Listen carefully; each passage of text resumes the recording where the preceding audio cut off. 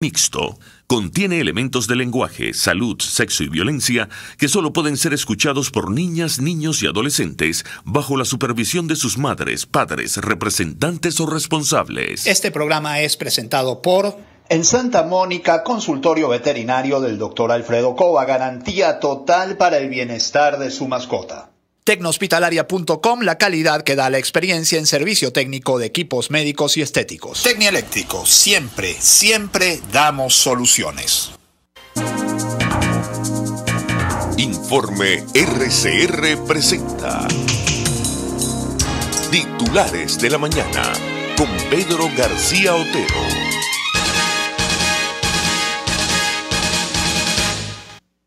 Tengan muy buenos días, 6:25 minutos del 19 de enero de 2022. Son unos 20 grados en el Valle de Caracas, cielos muy despejados, una luna espectacular hacia el oeste. Comenzamos a ofrecer las informaciones. La más importante del día, por supuesto, el nuevo apagón de carácter nacional registrado ayer, especialmente en el occidente del país. Así nos lo cuenta El Pitazo. Nos dice: falla en subestación Yaracuy, afectó servicio eléctrico en 2 estados el 18 de enero. Esto es nota de El Pitazo. Occidente y los llanos quedaron parcialmente sin electricidad, mientras que en los Andes reportaron apagón general. Los bajones afectaron también a los habitantes del distrito capital, Carabobo, Aragua y Sucre. Usuarios de al menos 12 estados del país reportaron que se quedaron sin servicio eléctrico pasadas las 12:20 p.m. de este martes 18 de enero, luego de que se registraron 2 fluctuaciones en el voltaje. La afectación del servicio eléctrico se debió a una falla en el sistema interconectado nacional, específicamente en la subestación Yaracuy. Esta es la explicación verdadera, luego les vamos a dar la explicación del gobierno. Adivinen cuál es, ya adivinaron. Según reportes de la Corporación Eléctrica Nacional que obtuvo El Pitazo, de esta instalación eléctrica se transmite la energía proveniente de las centrales hidroeléctricas de Guayana hacia las regiones occidental, llanera y andina del país. Debido al evento, quedaron fuera de servicio las líneas que transmiten la electricidad hasta las subestaciones de Barquisimeto, Estado Lara, El Tablazo y Las Morochas, Estado Zulia y Los Andes. Las causas del incidente están en investigación. Indica el reporte. Por la falla, cerca de la mitad de la generación térmica del país quedó restringida tras la salida de servicio de las plantas termoeléctricas Termozulia, India Urquía en Miranda, Planta Picura en Vargas, La Mariposa en Aragua y Josefa Camejo en Falcón. También disparó las unidades de las hidroeléctricas de los Andes, Masparro y San Agatón. El gobierno de Nicolás Maduro, bueno, esto es lo que les voy a leer, que ya, esta es la nota del Pitazo, pero hay un titular específico para el tema de pues aquí no lo tengo, pero bueno, aquí está, el chavismo, aquí lo tengo, perdonen ustedes. El chavismo denunció una nueva arremetida contra el sistema eléctrico nacional, y es que, chicos, de verdad, no les da pena, ¿eh? No les da pena repetir siempre la misma excusa. ¿Cuántas veces, si todo el tiempo los están saboteando, cuántas veces ustedes se van a dejar sabotear? Llevan 22 años en el poder. ¿Hasta cuándo los van a estar saboteando? ¿Dónde están sus sistemas de inteligencia? ¿Dónde están? Solo sirven para perseguir políticos. ¿Dónde están los militares que custodian todas las subestaciones? ¿Quién los sabotea? Porque nunca hay un detenido por esto. Bueno, sí hubo uno, el pobre Luis Carlos Díaz, nuestro amigo Luis Carlos Díaz, y hubo un señor que cuando el apagón de 2019 pasó 1 año preso. De verdad que hay que tener poca vergüenza para seguir diciendo lo mismo cada vez que les pasa de nuevo, dicen lo mismo. El chavismo denunció nueva arremetida contra el sistema eléctrico nacional. Esta es una nota de El Nacional, justamente. El Ministerio de Energía Eléctrica denunció este martes una nueva arremetida contra el sistema eléctrico nacional, encima de Ríos, que afectó el servicio en la región suroccidental. Tras una nueva arremetida, porque además la palabra arremetida les encanta, contra el sistema eléctrico nacional, supervisan y monitorean las maniobras que realizan los equipos del Centro Nacional de Despacho para restablecer el 100% del servicio en la región suroccidente, indicó el ministerio en su cuenta de Twitter. Arremetida, ¿por qué no van y le preguntan a los que arremetieron de verdad contra el sistema eléctrico nacional si no quieren devolver algunos de los realitos que se robaron? Pues no van a España y le preguntan a los señores de Hawkers, que ahora tienen tiendas de lentes, ¿por qué no dan unos realitos para mejorar el sistema eléctrico nacional de todo lo que se robaron? El principal responsable de la arremetida contra el sistema eléctrico nacional se murió sin pagarlo. Y los otros, los que estaban alrededor, que se frotaban las manos cada vez que a este se le ocurría una nueva loquetera, bueno, andan por ahí por el mundo. Algunos son embajadores en Europa Central. Hablamos de arremetidas, chicos. ¿Hasta cuándo vamos a seguir poniendo justificaciones para el robo más grande de la historia de este país, que fue el decreto de emergencia eléctrica de finales de la primera década del siglo? Las cosas como son. La información más terrible del día, porque esta es la información quizá más importante, ¿no? La del apagón, la del nuevo apagón, pero la más terrible, la que más duele en el corazón, es la muerte de una niña venezolana de 7 años tratando de cruzar el río Bravo entre México y los Estados Unidos. La nota de efecto Cocuyo de Manuel Tomillo dice como sigue: una niña de alrededor de 7 años de edad murió ahogada durante la mañana de este martes en las aguas del río Bravo, en Ciudad Acuña, Coahuila, al tratar de pasar desde México hacia tierras de Estados Unidos. La menor, que por el momento no está identificada, al momento de ser sustraída de las aguas por oficiales del Grupo Beta, vestía pantalón de jeans y un suéter en color rojo, y trascendió que podría ser venezolana, según informó el portal del Mexicano Diario de Coahuila. Y aquí uno tiene que decir que independientemente de su nacionalidad, el dolor es el mismo. Como decía algún poeta por ahí, ¿no? La infancia es una patria, ¿no? La patria de la infancia, la que todos añoramos cuando somos desterrados de ella. Bueno, independientemente de cuál fuera la nacionalidad de esa niña, yo no voy a decir ojalá no fuera venezolana, independientemente de la nacionalidad de esa niña, lo que se vive en la frontera entre México y Estados Unidos es un horror cotidiano. Y continúo leyendo la información, que la tengo aquí, efecto Cocuyo. Funcionarios de la Agencia de Investigación Criminal de México recibieron la llamada del ahogamiento de esta menor a la altura del centro comunitario de la colonia Granjas del Valle. Hasta este sitio acudieron los agentes para iniciar las primeras indagaciones, agrega el portal Super Channel. Hasta el momento solo se sabe que un grupo de migrantes, entre ellos varios centroamericanos, intentaron cruzar el río, y cuando casi lo lograban, la menor se le zafó de la mano a la persona que la llevaba para ser arrastrada por la corriente. Trascendió que los padres se encuentran en la Unión Americana al lograr cruzar el río, y de momento no se ha podido hacer contacto con ellos. En el presente año han muerto ya, fíjense que no llevamos ni 20 días de enero y ya han muerto 4 migrantes en su intento de cruzar hacia Estados Unidos en la frontera común de Coahuila y Texas. En todo 2021 fueron 766 los migrantes fallecidos, agrega la prensa mexicana, es decir, cada 3 días más o menos muere una persona, cada 2 días muere una persona en la frontera entre México y Estados Unidos. Las autoridades solicitaron la presencia del personal del Servicio Médico Forense, SEMEFO,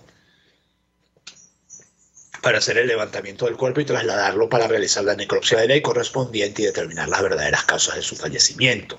De acuerdo a los agentes, testigos argumentaron que una familia venezolana ingresó al río con la intención de llegar al otro lado. Sin embargo, se realizarán las investigaciones en el área para investigar el hecho. Bueno, esta se me había quedado del apagón. Graves fallas de conectividad en el occidente de Venezuela tras el apagón de este 18 de enero. El Observatorio de Internet BE Sin Filtro denunció que el apagón de este martes provocó graves fallas de conectividad en gran parte del occidente de Venezuela. A través de un mensaje compartido en su cuenta de Twitter, mencionaron 6 estados que mayormente se vieron afectados tras las fluctuaciones en el sistema eléctrico dejan sin conectividad a numeral Internet BE a gran parte del occidente del país desde las 12:10 p.m. Estados mayormente afectados: Mérida 8%, Táchira 13%, Barinas 16%, Trujillo 29%, Lara 51%, Portuguesa 57% expresaron. Y una noticia Breaking news de ayer en la noche, sismo de magnitud 4,5 sacudió la noche en Güiria. Esta es una nota de La Patilla, pero está en diversos portales. Ojalá me permita bajar, porque en este momento no me está permitiendo.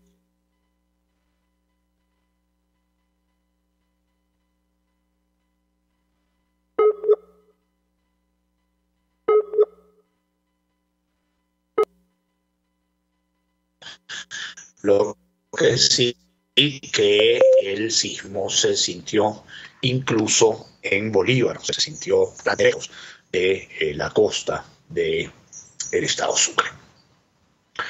6:35 minutos, la Asamblea Nacional electa en 2020 aprobó reducir de 32 a 20 los magistrados del TCJ. Sabrá Dios para qué quieren hacer ellos eso. Los reducen con las mismas argumentaciones que usaron para aumentarlo. Es decir, mejorar la democracia. No mejoraron cuando la aumentaron y ahora no mejorarán cuando la bajen. Miren el bosque de manos alzadas. Chavismo, que tiene 10% del país, tiene 90% de la Asamblea Nacional. Y ya ustedes me dirán si eso es una elección lícita. La Asamblea Nacional electa en 2020 aprobó este martes en el segundo y definitivo debate, lo de debate casi que les queda muy grande, una reforma de la Ley Orgánica del Tribunal Supremo de Justicia que reduce de 32 a 20 el número de magistrados que componen la institución. Lo que no tengo muy claro es qué van a hacer con los que sobran, si los van a esperar a que se retiren, no sé cuál es el mecanismo ahora. La Sala Constitucional estará integrada por 5 magistrados y las restantes por 3 magistrados. Es el proyecto de reforma de ley aprobado frente a los 7 y 5 que tienen actualmente. Cuando esto se aumentó en 2004-2005, era sencillamente para darle mayoría absoluta a los magistrados chavistas. De hecho, lo aprobaron junto en la misma reforma en la que los magistrados eran electos por mayoría simple. Y entonces,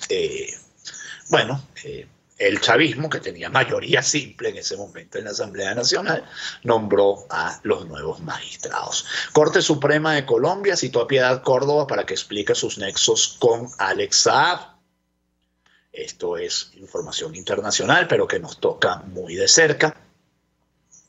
La Corte Suprema de Justicia de Colombia citó este martes a la ex senadora Piedad Córdoba para que explique sus vínculos con Alex Saab, informó la revista Semana.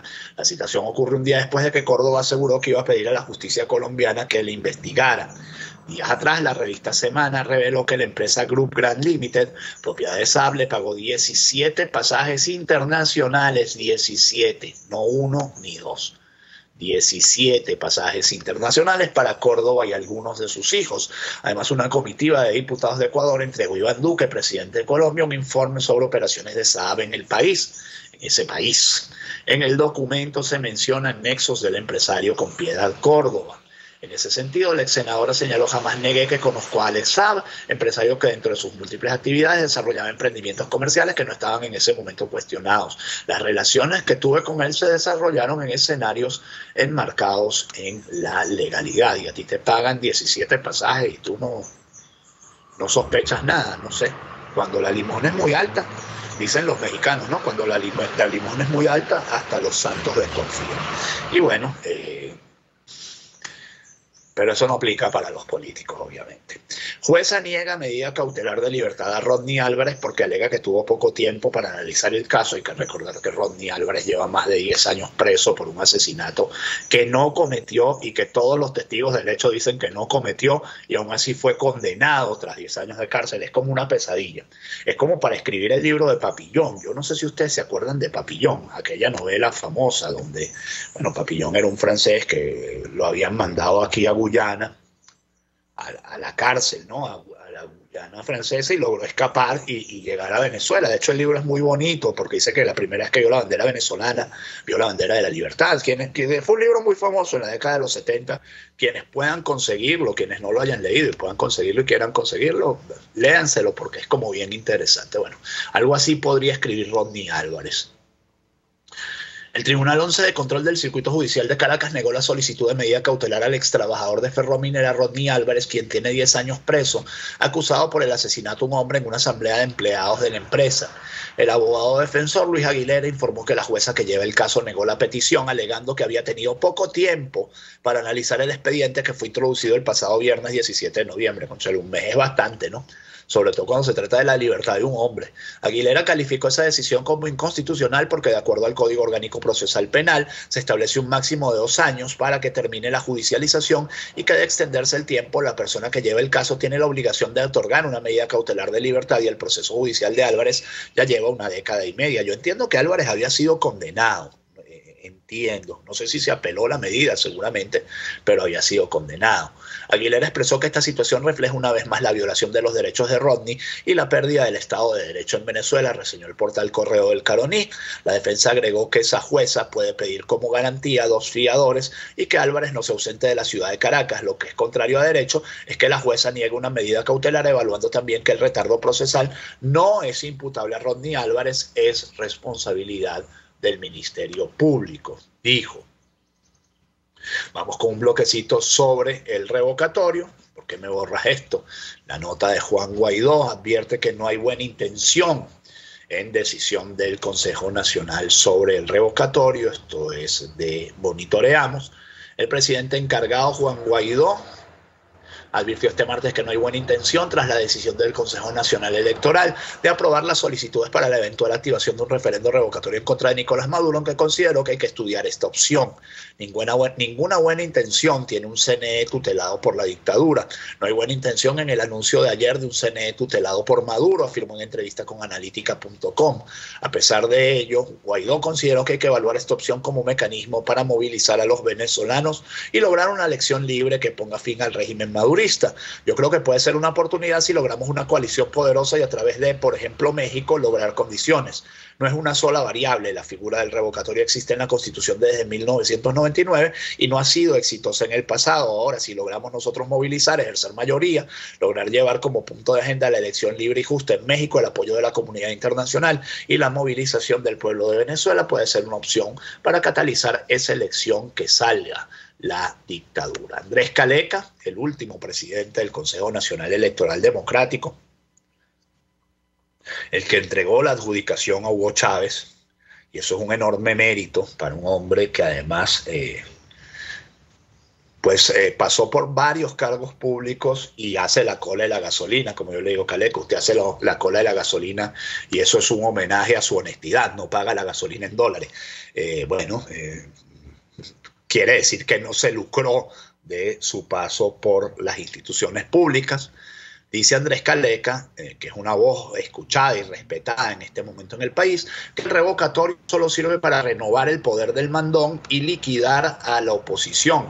El economista y expresidente del CNE, Andrés Caleca, no le da su visto bueno a la realización de un referendo revocatorio contra Nicolás Maduro, porque solo sirve para renovar el mandón y liquidar a la oposición. Sin embargo, aclara que no está en contra de quienes lo están empujando, como Mover. Así lo dijo en una entrevista concedida al Cooperante, en la cual aseveró que anteriormente votó en contra del revocatorio. Ya empezaron algunos factores que no voy a mencionar acá, pero tú sabes muy bien quiénes son y a qué intereses responden con el asunto del revocatorio, y dale con el revocatorio cuando la oposición está en una situación crítica. Bueno, es que esta es la pregunta, perdón. Vamos a ponerle la respuesta. En toda esta intervención tuya hay 2 aspectos. Uno es el revocatorio particularmente y el otro es qué debe hacer la oposición. Vamos a hablar del revocatorio. Yo no quiero que la entrevista termine sin darte mi visión de cuál es el camino que debe seguir la oposición de forma resumida. El revocatorio se trata de una figura absolutamente demagógica y que promulgaba la tesis de la Alianza Pueblo Caudillo, donde había una relación directa del líder y el pueblo sin intermediarios. Y entonces surgió esa figura del revocatorio, que no es otra figura que un plebiscito. Fíjate en lo curioso, Andrés Manuel López Obrador está impulsando el referendo revocatorio que no está ni siquiera en la Constitución mexicana, porque sabe que una figura plebiscitaria de ese tipo en medio del periodo presidencial y antes de que el agotamiento del periodo empiece a pasar factura significa una renovación de su liderazgo y una descalificación de la oposición política y de la alternativa posterior a la finalización del periodo. Bueno, yo aquí no puedo compartir mucho con Caleca, bueno, ya Maduro no está en la mitad del periodo. Maduro lleva ya 8 años en el poder, ¿no? Incluso 10, si tú dices que comenzó a gobernar en 2012, cuando Hugo Chávez, 9, ya va para 10, cuando tú dices, bueno, Hugo Chávez en diciembre le entrega la presidencia interina, que lo llaman, lo llaman presidente encargado, una figura que no existe en la Constitución venezolana, para que no solo no existe, que no existe y que la constituyente evitó cuidadosamente para que nadie le pudiera roncar en la cueva a Hugo Chávez. Bueno, para que pudiera ejercer el poder desde Miraflores, porque si era ejercer la candidatura desde Miraflores, porque si era vicepresidente no podía ser candidato desde Miraflores, ¿no? Bueno, lleva casi 10 años en el poder y el desgaste de su poder, el desgaste de su prestigio es enorme. El régimen de Maduro movilizó más tanques rusos a la frontera en Apure, copiándose de su hermano Putin en Ucrania, en la frontera con Ucrania. Vecinos y conductores del estado Barinas retrataron con sus celulares diversas gráficas de la continuación del despliegue militar que ha ordenado el régimen de Nicolás Maduro mientras se recrudece el conflicto de grupos irregulares en la frontera de Colombia. En la Troncal 5, moviéndose hacia el estado Apure, se observaron varios tanques MP3 de fabricación rusa, así como vehículos bélicos Tiuna y Urra. De acuerdo al reporte del periodista Eligio Rojas, el comandante general del ejército, Félix Osorio, anunció recientemente una ofensiva contra los grupos irregulares, llámense como se llamen. Y ahí tienen ustedes las fotos de los tanques mientras van hacia la frontera. Y hablando de Rusia, funcionarios de Estados Unidos y Rusia se reunirán en Ginebra para desescalar la tensión en la frontera de Ucrania. Ojalá esto conduzca a algún resultado. El secretario de Estado norteamericano Antony Blinken acordó este martes con su homólogo ruso Sergei Lavrov reunirse el viernes en Ginebra en un intento de reducir las tensiones entre Ucrania y Rusia y de continuar con la vía diplomática. El secretario de Estado Blinken está comprometido en un 150% para ver si hay una vía de salida diplomática aquí, y ese es realmente el ímpetu detrás de ese encuentro con el ministro de Relaciones Exteriores Lavrov. Dijo un funcionario norteamericano a periodistas este martes bajo condición de anonimato. Es realmente una oportunidad para que Estados Unidos comparta nuestras principales preocupaciones con Rusia y para ver dónde puede haber una oportunidad para que Rusia y Estados Unidos encuentren un terreno común. Dos titulares para cerrar. El primero nos dice que el Ministerio Público de Maduro activó canal para recibir denuncias sobre tráfico de combustible. Van a tener trabajo. El fiscal general del régimen de Maduro, Tarek William Saab, informó la noche del pasado lunes 17 de enero sobre la activación de una línea telefónica 0800 FISCA 00 para recibir información sobre denuncias y tráfico de combustible. Asimismo, destacó que las denuncias son y serán tramitadas de inmediato a través de las 24 fiscalías superiores del país, así como en todos los despachos fiscales distribuidos en territorio nacional. La medida fue tomada por el Ministerio Público en su aporte al combate de mafias de la gasolina, situación que no es nueva en el país y que los ciudadanos han sido víctimas desde hace algunos meses ante las constantes fallas del suministro en todo el territorio nacional. Pero Tarek William Saab solo se enteró una vez que, por supuesto, el presidente Nicolás Maduro, el jefe de Estado Nicolás Maduro, en disputa, lo dijo en su mensaje a la Asamblea Nacional, también en disputa. Antes de eso, Tarek William Saab no se había enterado, y eso a pesar de todos los tweets, ¿no? Que está extraordinariamente pendiente de lo que dicen las redes sociales. Para cerrar, una noticia que seguramente va a traer cola en los próximos días y que le va a costar a Rosales seguramente su primer gran desencuentro con el chavismo. El Zulia revisa las nóminas de gobernación por incidencias en las contrataciones. Ahora es cuando se van a dar cuenta de que la mitad de la gente que tienen ahí no hace nada, pero tienen carnet rojo rojito. La directora de Recursos Humanos de la Gobernación del Estado Zulia, Natalia Machado, se pronunció este martes en cuanto a la presunta suspensión de pagos a trabajadores de la salud adscritos al Ejecutivo zuliano. Machado indicó que nosotros no estamos suspendiendo sueldos ni persiguiendo a nadie, simplemente estamos revisando el caso de los contratados. Solamente del año 2021 hay 700 contratados a quienes se les está contactando, porque hemos encontrado que hay cientos de casos de personas que aparecen en las nóminas y no están trabajando. Incluso hay fallecidos y gente que está en el exterior. Y usted repite eso por 100.000 y es la administración pública venezolana seguramente. Citó como ejemplo el caso del ambulatorio de Cujicito, en Maracaibo, en cuya nómina registran 24 médicos rurales. Por caso como ese, estamos revisando las nóminas y reubicando a los que hacen acto de presencia. El que esté bien, el que aparezca, bienvenido, porque la realidad es que necesitamos médicos que quieran trabajar. Y ya digo, la primera medida de un nuevo gobierno democrático, una de las primeras medidas de un nuevo gobierno democrático en Venezuela, debería ser hacer esto a escala nacional, pues ir al Ministerio de Educación y decir, bueno, ¿dónde están los trabajadores de este ministerio? porque todas las nóminas, todos los despachos públicos están inflados con un montón de clientes del chavismo, pero sin duda alguna, sin duda alguna. 6:50 minutos, esto es Titulares de la Mañana de RCR 750M. Jaime Nestares en la dirección de la estación. César Arteaga en los controles. Quien les habla, Pedro García Otero. Hacemos este programa. César Arteaga, no, perdón. Hoy está nuestro hermano Néstor Tovar. Y quien les habla, Pedro García Otero. Hacemos este programa que llega a ustedes como cortesía de Tecnohospitalaria. Innovamos para servirle. De Tecnieléctrico, siempre dando soluciones. Y del consultorio veterinario del doctor Alfredo Cova, garantía integral para el bienestar de su mascota. Y vamos justamente con un momento de publicidad. Quiero hablarles de Tecnieléctrico, porque si usted tiene un problema con un decodificador de cualquier marca, con un equipo de sonido, un televisor, un microondas, todo puede volver a funcionar si lo pone en las manos de nuestros técnicos competentes que le ofrecen garantía sobre el trabajo, respaldo de una empresa y los repuestos que, como siempre digo, usted no tendrá que andar sabaneando por allí. 0412-806-2591. Síganos en Instagram como @Tecnieléctrico, porque en Tecnieléctrico siempre damos soluciones. Y hablarles también de Tecnohospitalaria. En Tecnohospitalaria, en estos momentos en que está nuevamente en alza el COVID-19, y ya vamos a hablar del COVID-19 porque está realmente en alza, todo lo que usted necesita para combatir el COVID-19 lo encuentra en Tecnohospitalaria. Mascarillas, guantes de examen, geles antibacteriales, bragas de protección biológica y mucho más. 0212-919, ya les voy a decir el teléfono, que se me olvidó. 0212-919-9549, @Tecnohospitalaria. En Instagram o www.tecnohospitalaria.com. Innovamos para servirle y tenemos todo lo que se necesita para combatir el COVID-19. Y hablarles también de los animalitos, de nuestros queridos animalitos, nuestras queridas mascotas.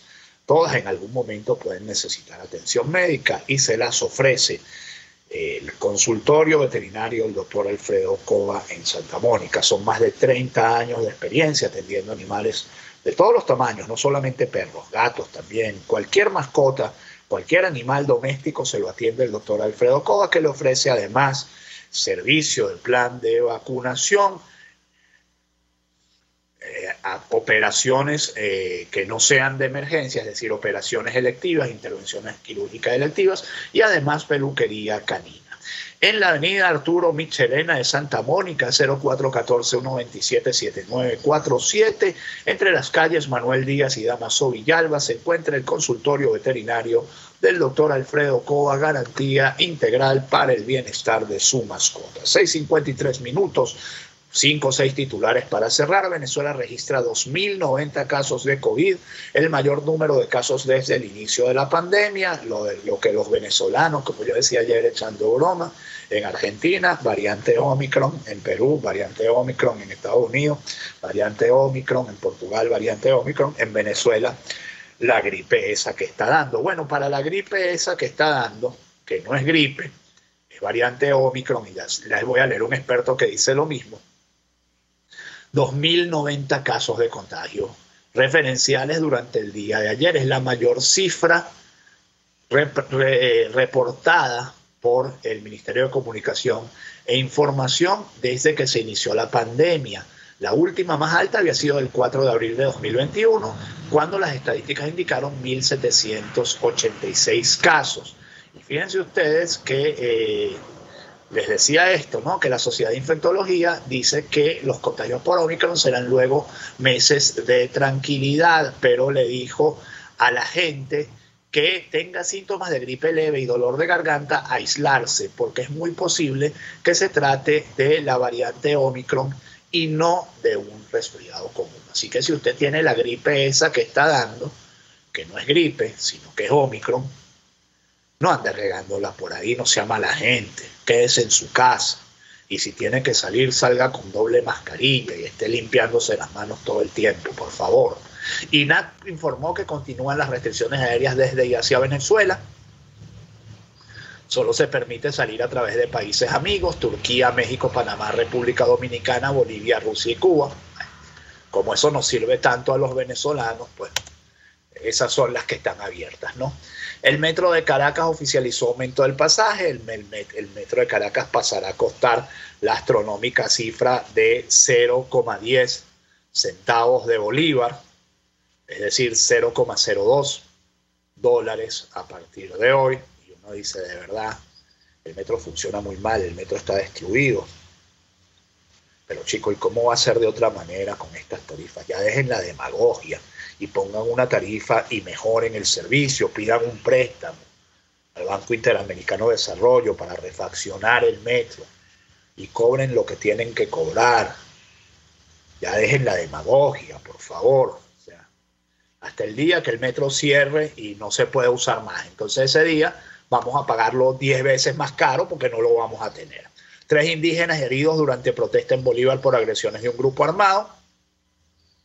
Esto tiene que ver con el cierre de la Troncal 10. Saben ustedes que ya lleva 5 días. La situación se generó luego de la ocupación irregular de un galpón ubicado en la Troncal 10 que comunica con Brasil. Los líderes de las comunidades de Solodopán, Inahuay, San Miguel, Araimatepuy y Joboshirima rechazaron el irrespeto de sus derechos garantizados en la Constitución y demás instrumentos legales del país. Robaron la sede de Senos Ayuda en Margarita, se llevaron medicinas y prótesis, y esto es lo que es dolor, chico. La ONG Senos Ayuda denunció este martes 18 de enero que robaron su sede de Margarita, Estado Nueva Esparta. De acuerdo al comunicado, los delincuentes se llevaron equipo de computación y medicamentos que donaban a pacientes de cáncer de mama. Senos Ayuda publicó un texto en el que informó el robo de su sede, ubicada en el centro comercial Jumbo. Ya es la 4ª vez que se repite esta lamentable situación. Bueno, Jumbo está para empatar, ¿no? Está todo tan abandonado en Margarita, pobre Margarita, tan linda que es y tanto que podría darle al mundo entero y tan abandonada que está por culpa del chavismo. Un autobús sin frenos volcó y embistió vehículos dejando varios heridos en Táchira. Esto fue ayer. Cubría la ruta San Antonio-San Cristóbal. En la buseta iban 17 pasajeros, más el conductor, quien sufrió fuertes lesiones al impactar contra un muro de tierra, reseñó el diario La Nación. Según reportes de vecinos, hubo varios pasajeros del autobús que resultaron heridos. Y para cerrar, reportar que a 20 días de la desaparición de Frangeli Guerrero, las autoridades se reunieron para coordinar la investigación. Hasta ahora las autoridades solo han dicho a la familia que aparentemente se trata de un rapto, y aunque están investigando, el caso no avanza. Es un caso que ha sonado mucho en las redes sociales de una joven, Frangeli Guerrero, que salió de Bumbum, Estado Barinas, para asistir a la manicurista. Desde entonces, familiares y amigas mantienen una búsqueda activa luego de reportarla como desaparecida.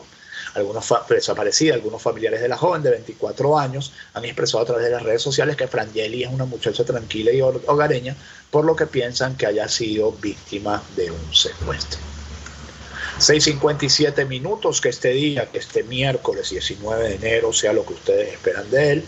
Si Dios quiere, nos encontraremos, ya será mañana. Chao. Informe RCR presentó Titulares de la Mañana con Pedro García Otero. Este programa fue presentado por... En Santa Mónica, consultorio veterinario del Dr. Alfredo Cova, garantía total para el bienestar de su mascota. Tecnohospitalaria.com, la calidad que da la experiencia en servicio técnico de equipos médicos y estéticos. Tecnieléctrico, siempre, siempre damos soluciones.